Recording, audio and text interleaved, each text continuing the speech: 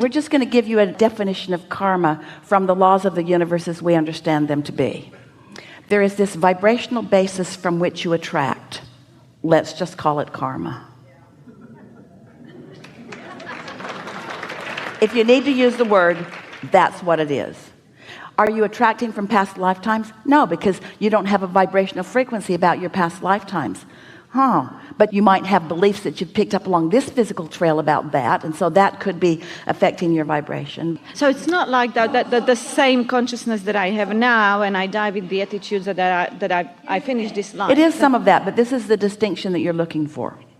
We're explaining to you that your inner being is pure positive energy. No resistance in that vibration. And when you have what you call your death experience, you will reemerge into that pure positive energy, and you'll leave all doubt and fear and everything that you call negative emotion. You'll leave it behind, because it's only here in this physical world that it's even active in your vibration.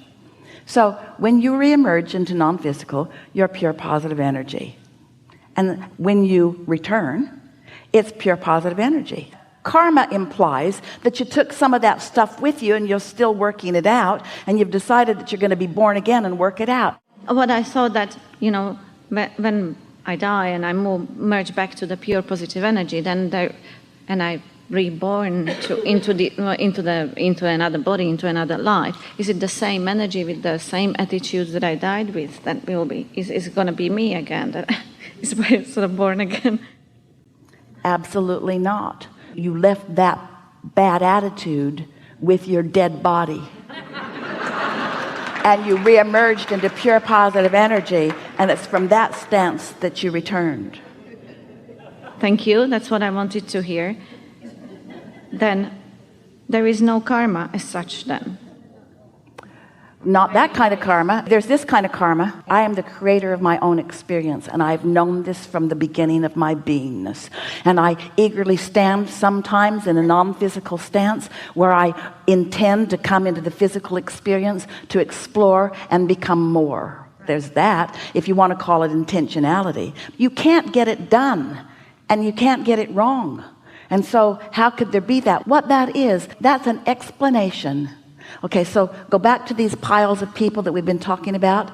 That's an explanation that came from people who were not under the influence of source when they cooked it up. It's the same way that a lot of you feel. It's easy to understand when you want more than anything for life to go well for you, and it isn't going well. So you stand in that state of confusion. Why isn't life going better for me? And then you make stuff up to explain it.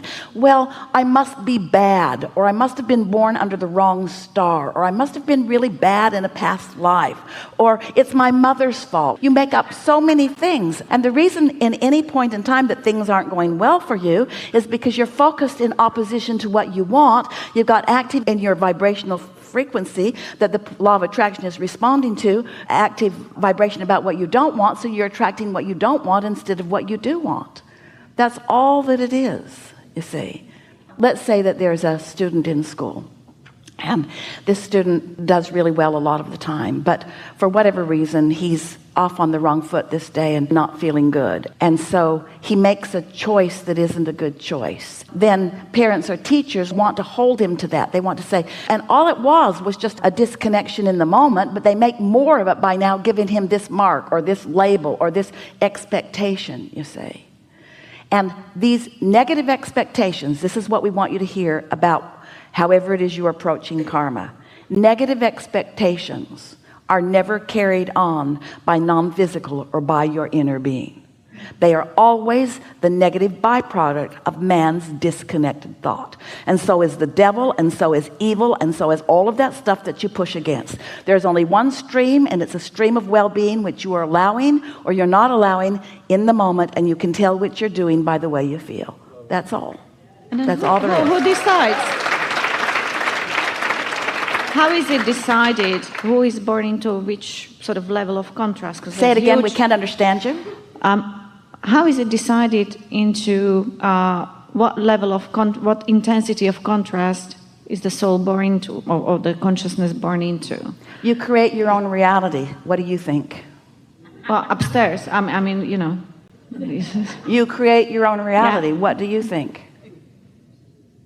You are a pure positive energy being. You see, as humans, you've gotten so used to categorizing each other and putting each other in different levels and hoping that you're in the right level, but worrying about everybody else who surely can't be. And then you want to assign some arbitrator the responsibility of judging you and defining you and giving you these blessings and these benefits or these curses and these condemnations. And all of that is man's mixed up approach to life. None of that is real except that as man has conjured it to be. Well-being is dominant. It always has been and it always will be. And think about how these thoughts feel. Yuck. There's someone who's decided that I'm not appropriate and now I can't do anything about it because it happened to past life, and so now I just have to live out the negative ramifications of whatever I lived before that I don't remember. Who makes this stuff up? We'll tell you who makes it up. People who are unhappy while they're making it up. People who are not tuned in, tapped in, turned on. That's who's making that up. Right. Okay. All right, fine. When are you coming to Europe? What? When are you coming to do workshops around Europe? What? Europe. What? No? What are you trying to say to us? That, What are you pleading to us? You see, we can tell we haven't reached you yet. We haven't really reached you yet, but then that's all right, because you can't all of a sudden take everything that you've believed and just believe differently suddenly. But here's what we wish for you. We want you to feel the wholeness of who you are. We want you to allow the love that your inner being feels for you to be something that you reach for and find often.